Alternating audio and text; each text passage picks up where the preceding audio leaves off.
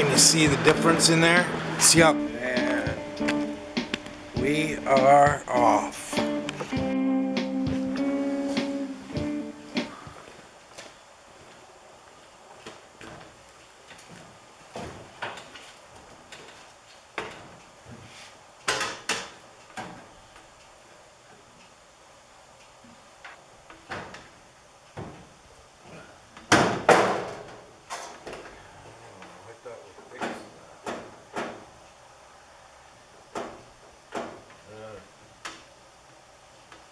Thought we picked it.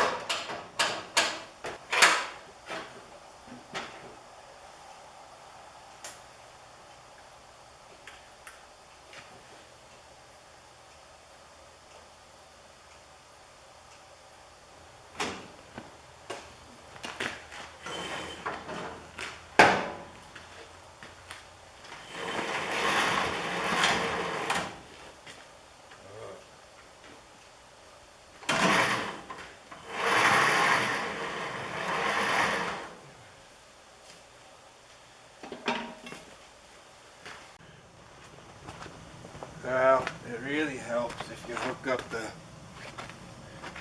wire, the cable to the positive battery terminal. Gee, it must be early, huh?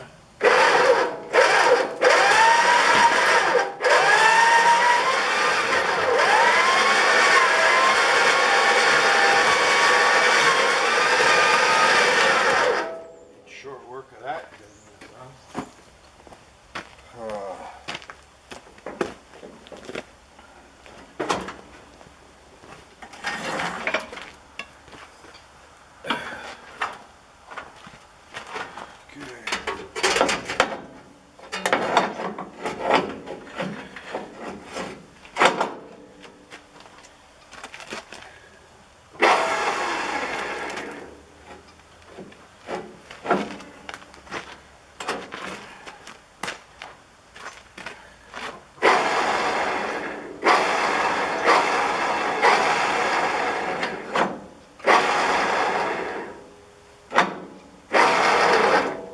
That looks like something to keep your fingers away from. Okay, that worked nice once we, yeah. Ford 9-inch rear end. You can tell that's what it is by the way that it is. Anyways, they're kind of a cool rear end. You can unbolt it here and take it out of the housing, put it up on a work stand, change gears. You can take the pinion loose up here, reset up your pinion, put bearings in it, that kind of stuff without working through the back. We're going to see what gears this has in it. This is out of a car, right? Trailing arms, stuff like that. Anyway, a lot of bees that aren't dead. Anyways, this pickup has leaf springs on it, not coil springs.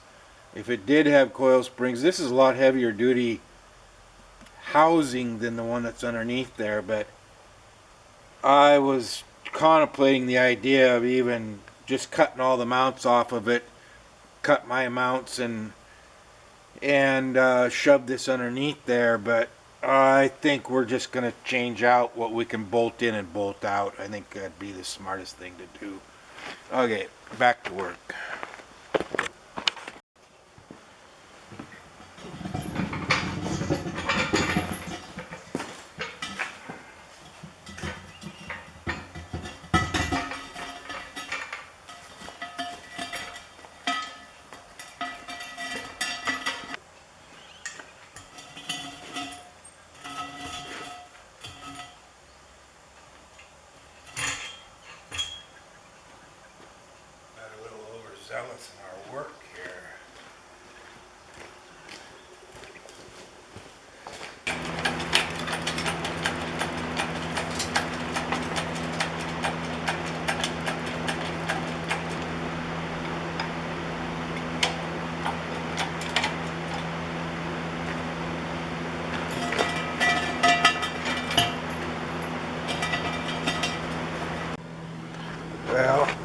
up there nice, ready to work on it, and it's almost safe. Alright, let's figure we need to tie onto this so we can pull this third member out, but we got to get drums and axles off first. Okay. Every once in a while you'll run into this. Factory puts these clips on there to hold the brake drums on during assembly in the factory, so they can run these axles wherever they want to and the drums don't fall off. They're all assembled and everything ready to go. Generally, when you take your vehicle in those days to get a brake job done on it, mechanics pull them off just like I did, and you just break them. You know, you don't try to save them or anything, at least I never have. And then the drums, you know, after about 4 hours of work on each side, eventually come off of here, you know, stuck like they are right now. But back to the clip thing, that generally means that those brake shoes have been on there since this axle came out of the factory, generally speaking. I don't remember working in the shops. I don't remember ever putting new clips back on the drums. Might have.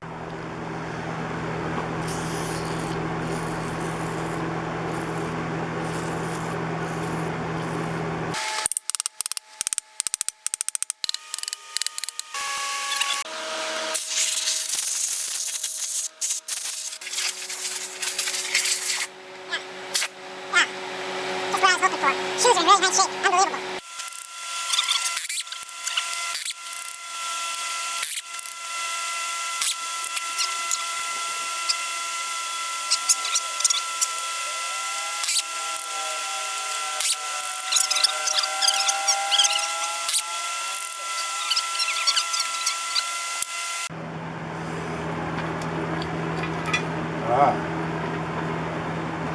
Why is that?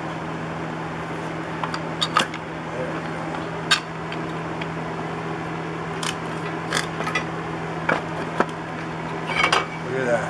Wow. There's still some grease on there. The bearings feel fine. I got the other axle out already and the bearings feel fine. I don't see any excessive lube back here. You know. God, I bet there ain't nothing wrong with that rear end. Look at them axles and everything. We got a little surface rust here. We clean that all up. There's still grease on that thing. That's unbelievable. They are different lengths, so you gotta, you know, you can't just carry one axle. You can't just carry one axle. You know, there's another seal in there too. Can't just carry one axle for each side, I mean for both sides, because they're different lengths. So hopefully, it's probably not going to happen, but hopefully the splines are the same as the pickup. But you know how that goes. It'd be nice if a guy could carry the axles for the pickup, and you'd have spare wheel bearings to stop alongside the road if you absolutely had to, slam another axle in it and motor on down the road. But I'm going to show you guys something here about chain hooks. Some of you guys are going to already know this, but for the ones that don't, there's such thing as a grab hook and a slip hook, okay? That's a grab hook. See how narrow it is right there? That is for grabbing a link. It won't slip on the chain because it's the same, close to the same width as the chain link. So the next link holds it from sliding, okay? This is pretty elementary stuff, but if you've never been around it, now and there's sliding hooks that are big like that the chain will slide through. when you want the chain to tighten up on something like I do on this yoke, as I put tension on this chain and pick this up, it's going to tighten around this yoke and hopefully won't come off. That's the design anyway. Okay. There's always two in the pocket down here that you can't get a ratchet on. And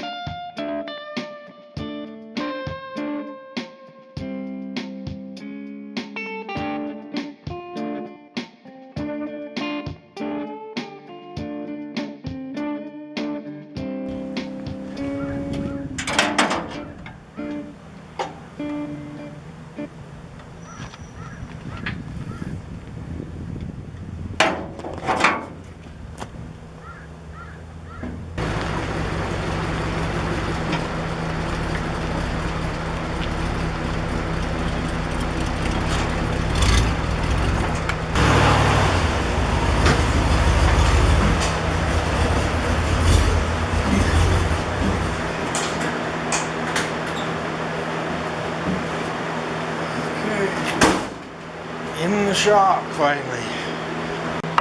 Axle flange bolt pattern can also be different.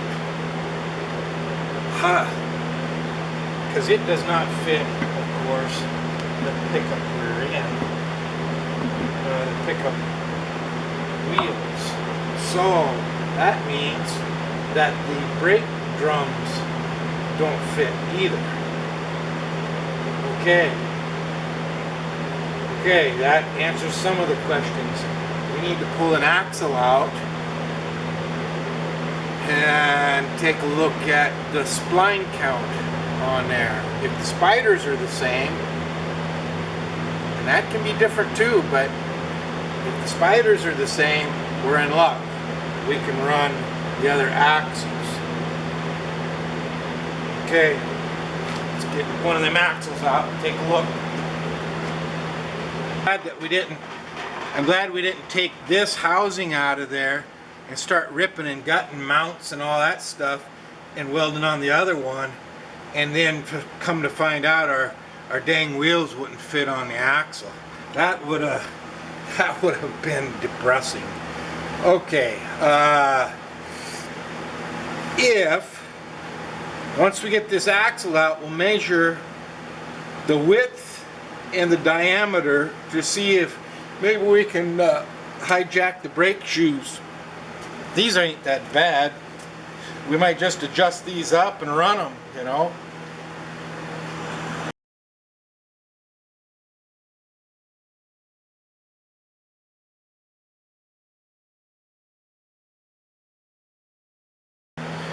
Okay, here we go. First test.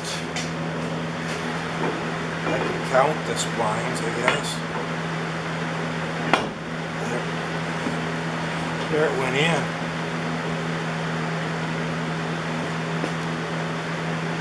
I think it went in. We'll count splines now, because I think maybe we just got lucky. Yep, slid right in. Okay, now length is going to be the next consideration. Okay, guys. Can you see the difference in there? Look at see how coarse this ring gear is and how fine that one is? That one's gonna be a lot higher geared. How much? We're just about to find out. We gotta start counting our ring gear teeth first, and that'll be a big number, and then count your teeth on your pinion and divide this number by that number, and that gives you your ratio. Okay, divide this number by that number. Okay, so far this one's got a 44 tooth ring gear on it. I think that's what we counted. This one's only got a 35, so we know it's higher geared. Let's turn this and see if we can count. That pinion's a lot smaller in there, so boy, and the bearings sure feel tight for some reason. Somebody didn't set this up quite right. It's a good thing that we're doing this. So there's 1, 2, 3, 4, 5, 6. Ooh, it's jamming up already. 6, 7, 8, 9, 10. No, 9. Let's count it again. On the mark is 1. Let's go the other way. 2, 3, 4, 5, 6, 7, 8, 9, and there's the mark. So it's a 9 tooth. Boy, it's really low gear. So we got a 9 into 35. It's around a 410 or something like that. If it was 36, it'd be 400 even. So now we go over to calculator and we'll dial it right in. Yeah, wow. 16 on the pinion and 44 on the ring gear on this one, and 9 on the pinion. We'll mark that pickup area, and 35 on the ring gear, on the rear end that came out of the truck. Okay, I know it's going to be 4 something. 4. We'll just do the calculator thing and see what it says. Clear 35 divided by 9 is a 388. This says 389. That's what I got the first time. I guess maybe they'd call that a 388. Don't know. Doesn't really matter. 35 divided by 9. Yep, 388 again. So we're 380 something, 388 versus a 275. So this, yeah, the distance from, say, this face to out here, or right in here versus right in here, you can really see it right here. They're quite a bit different. So I measured them, and it's about 3/4 of an inch. I would love to just drop this in and be done, walk away, hook up the drive line. It looked like the U-joint was the correct width, but it's just too long. You know, we just don't have that much slide on that sliding yoke. So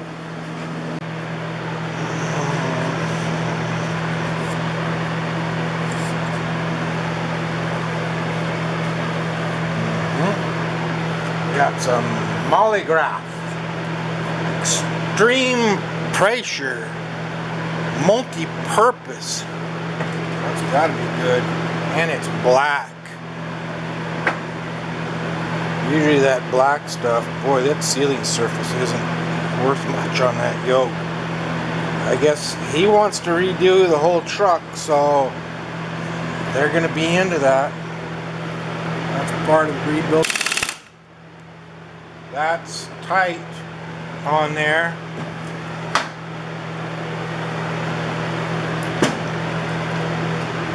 Bearings still feel fine.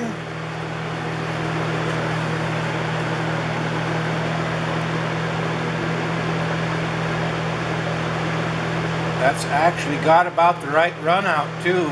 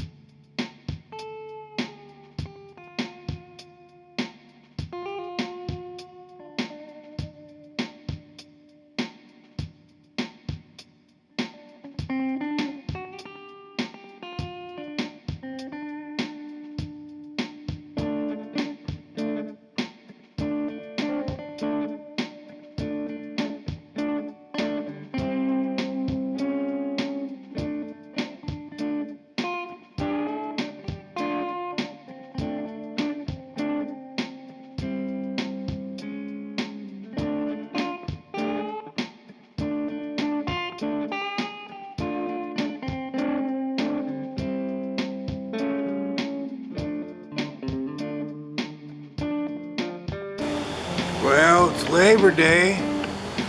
We got the rear end put back together. Last night it wasn't super late, but it was late enough. Now check this out. This is kind of cool.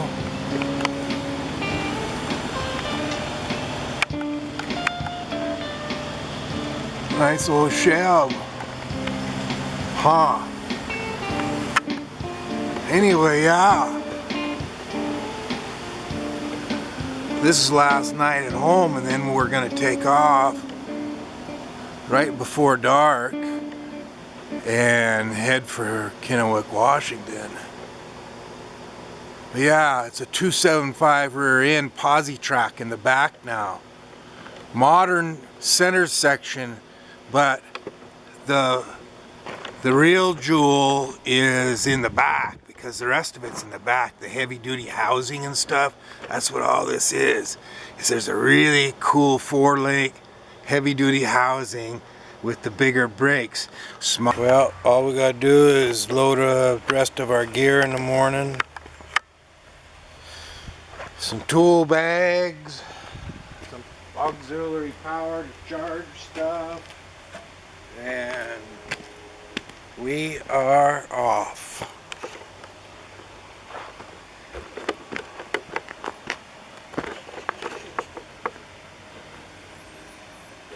Well, I am tired and wiped out. Wife's got some rockfish or something like that she's gonna cook. So we're gonna go enjoy the evening. It's a nice one. And then we're gonna give this project the heave-ho tomorrow. Alright guys, thanks for watching. We'll see you later.